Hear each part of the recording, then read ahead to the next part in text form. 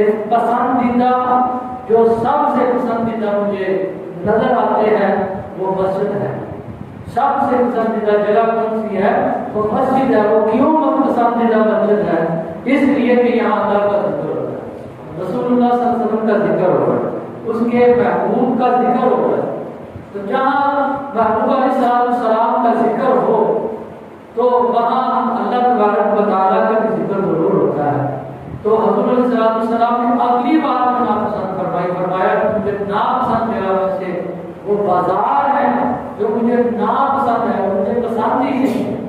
کیوں؟ کہ وہاں ناپ توڑ میں کمی کی جاتی ہے، دکھاوے کے لیے سارے کام کیے جاتے ہیں، جھوٹ فراڈ دھوکہ سب ادھر چلتا ہے. تو اس لیے حضرت صلی اللہ علیہ وسلم نے فرمایا کہ مجھے بازار جو ہے وہ ناپسند ہے، مجھے پسند نہیں ہے. تو جو حضور علیہ السلام کو پسند ہے تو وہ وہی